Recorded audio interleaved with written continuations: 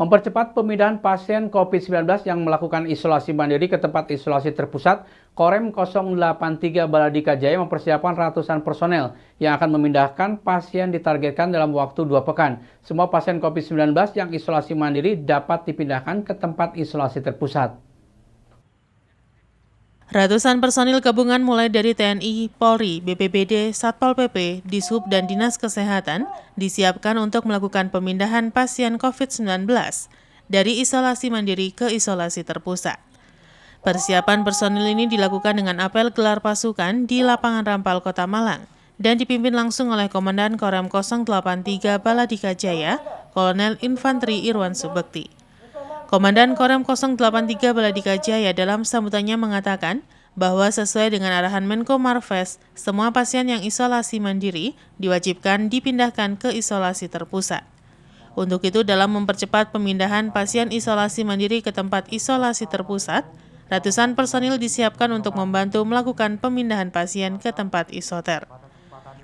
Komandan Korem 083 Baladika Jaya juga menghimbau para pasien maupun keluarga pasien COVID-19 agar mengikuti anjuran dari pemerintah untuk memindahkan pasien dari isolasi mandiri ke isolasi terpusat, karena pelayanan dan perawatan pasien lebih efektif. Sementara pemindahan pasien COVID-19 dari isolasi mandiri ke isolasi terpusat merupakan upaya pemutusan persebaran COVID-19, di mana dengan dipindahkannya pasien dari isolasi mandiri ke isolasi terpusat, keluarga dapat terhindar dari persebaran COVID-19.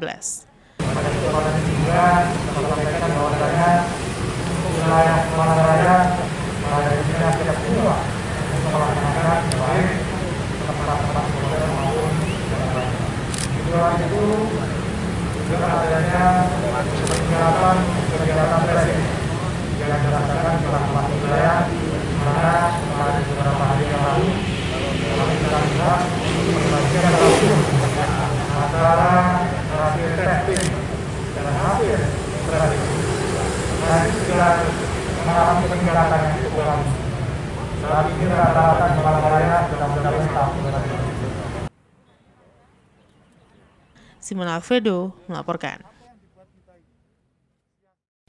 Beragam cara dilakukan oleh warga dalam menghormati nilai-nilai pahlawan perjuangan di tengah pandemi COVID-19.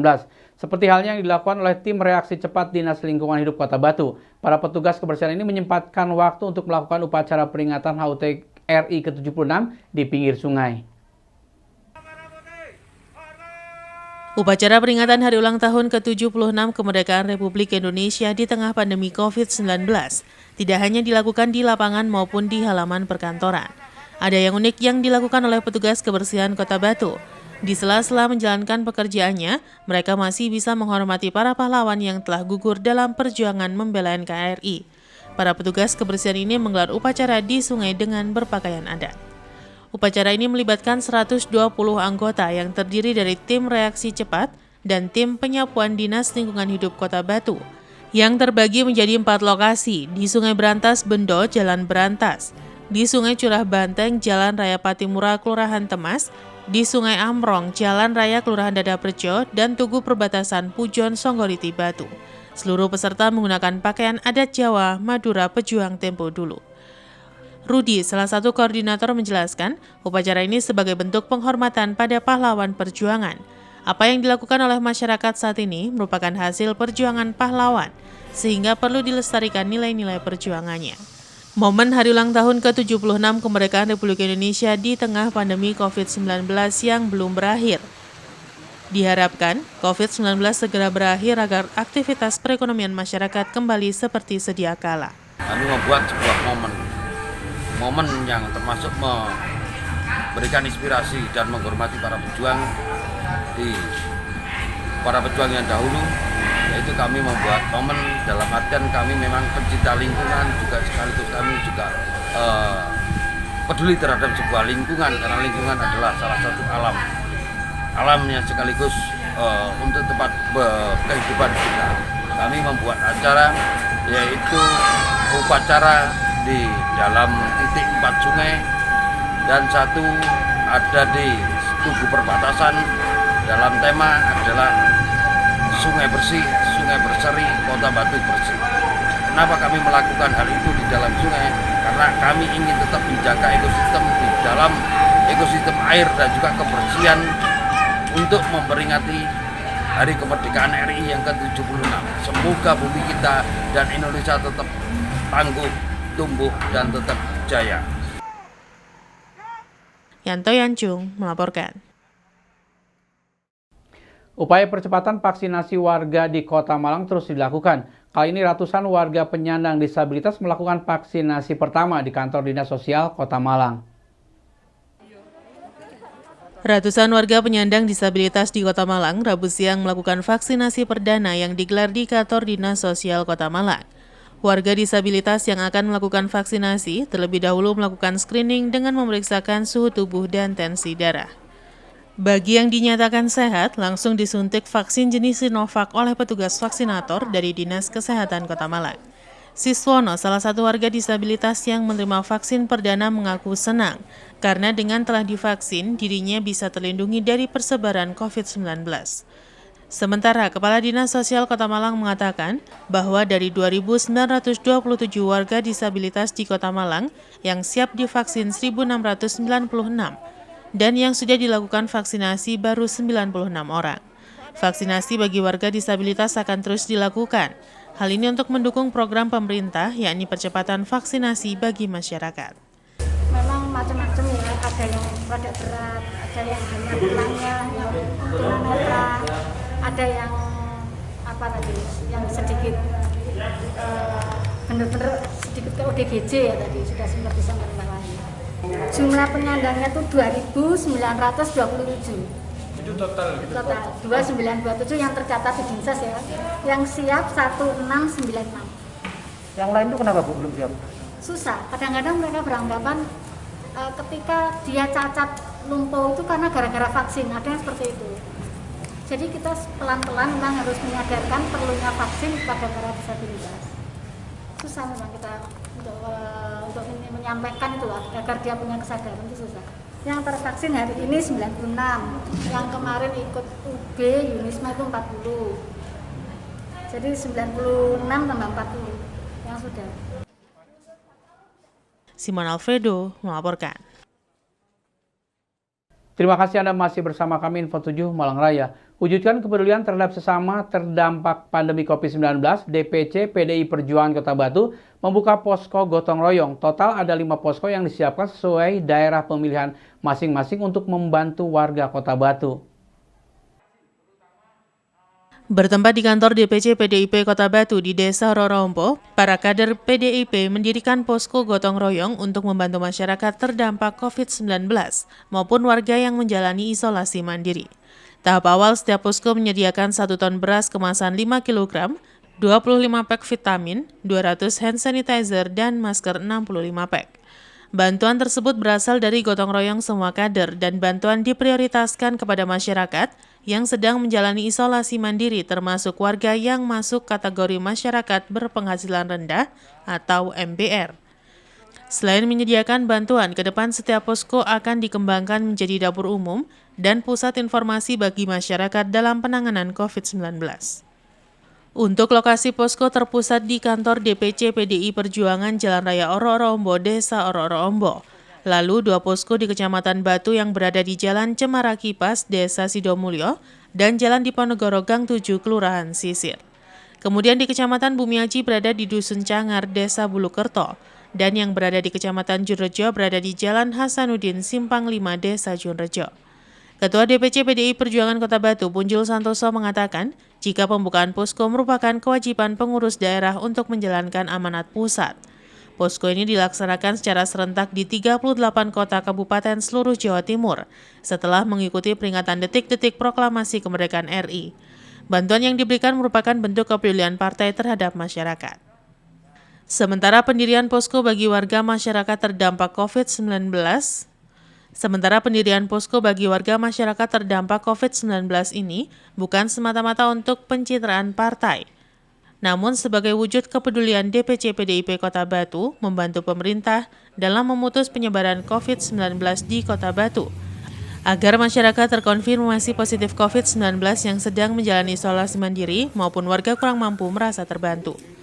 Hari ini launching terkait dengan posko gotong royong penanganan COVID-19 yang dilaksanakan secara serentak se-Jawa Timur.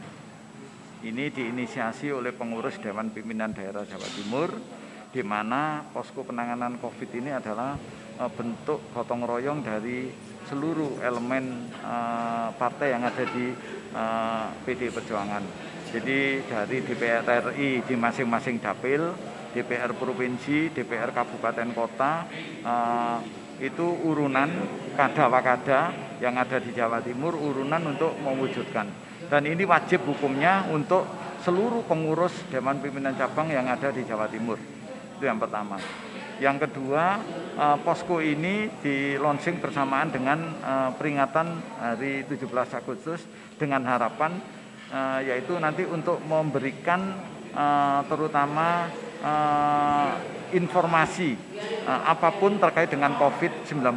Contoh, sekarang kalau satu keluarga ada yang kena COVID-19, dia harus isoman, bagaimana cara isoman. Terus kira-kira kalau toiletnya hanya satu, dia harus pergi ke shelter atau bagaimana. Nah, informasi-informasi itu akan ditampung di posko penanganan COVID ini. Di mana untuk tahap awal ini masing-masing satu kecamatan minimal satu posko. Untuk tahap awal di launching ini. Berikutnya nanti sesuai kebutuhan. Kalau di masing-masing kecamatan atau desa, tentunya sisir, karena luas desanya atau penduduknya akan dilakukan lebih dari 1 ada 5 terserah kepada pengurus PAC-nya. Untuk tahap awal ini kita support di masing-masing posko, kita ada 5 posko. Posko pusatnya di kantor DPC, terus di Junejo ada 1 di Perliman, ya, terus berikutnya di Batu 1 ada di Sidomulyo, Batu 2 ada di Jalan Diponegoro, Gang 7. Berikutnya yang Dapil Bumiaji di Bulukerto. Yanto Yanjung melaporkan. Akibat minimnya kesadaran sebagian pengguna jalan, pelanggaran terhadap rambu masih saja terjadi. Tidak hanya itu, minimnya fasilitas penyeberangan di Jalan Balai Arjosari, Kota Malang bisa membahayakan para penyeberang jalan. Beginilah yang terlihat setiap hari di Jalan Raya Balai Arjosari, Blimbing, Kota Malang. Pelanggaran terhadap rambu larangan putar balik arah terjadi terus-menerus setiap waktu. Pelanggaran ini bisa membahayakan pengguna jalan karena sudah sering pengendara mengalami kecelakaan akibat memutar balik arah. Namun kejadian seperti ini tampaknya tidak menjadi perhatian pengguna jalan sehingga pelanggaran masih terus terjadi. Tidak hanya itu, pelanggaran melawan arah masih juga dilakukan sebagian pengguna jalan karena malas memutar ke tempat yang lebih jauh dan memilih melanggar rambu dan membahayakan pengguna jalan lainnya. Menurut salah seorang warga mengungkapkan keprihatinannya dengan banyaknya pelanggaran rambu dan bukan akibat ketidaktahuan, tetapi lebih ke kesadaran pengendara sehingga perlu peningkatan dan pengetahuan pengguna jalan terhadap rambu. Di kawasan Jalan Balai Arjosari masih minim terlihat adanya fasilitas keselamatan untuk penyeberang jalan, sehingga tidak jarang penyeberang jalan tertabrak kendaraan. Banyak pihak berharap fasilitas keselamatan untuk penyeberang jalan segera dibangun untuk meminimalisir kejadian serupa terjadi. Kalau masalah pelanggaran rambu-rambu lalu lintas itu karena kurang kedisiplinan masyarakat ya, terutama mengetahui pelanggaran rambu-rambunya, terutama rambu-rambunya. Sekarang dengan yang dulu beda. Bedanya kalau dulu kita harus mengenal rambu-rambu belok kanan, belok kiri, jalan nggak boleh masuk itu ada dulu. Kalau sekarang kan nggak ada peraturan gitu.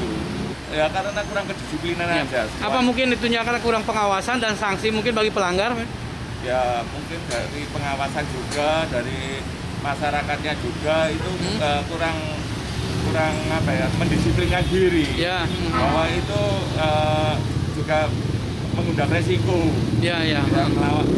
Melanggar aturan-aturan itu kalau banyak sekali melanggar resiko.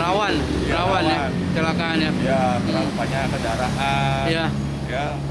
Contohnya seperti nyalip dari kiri itu ya juga nggak diperkenankan kan gitu. Tapi karena masyarakat sudah terlalu pada waktu pembuatan SIM itu sebenarnya harus ditekankan rambu-rambu. Proses pembuatannya. seperti zaman dulu, seperti itu kan rambu-rambu harus 100% mengenal. Tapi kalau di dalam pembuatan SIM itu kebanyakan bukan rambu-rambunya. Dalam prakteknya hanya di jalan, di perempatan itu kurang mengenal. Iwan Hikmawan melaporkan.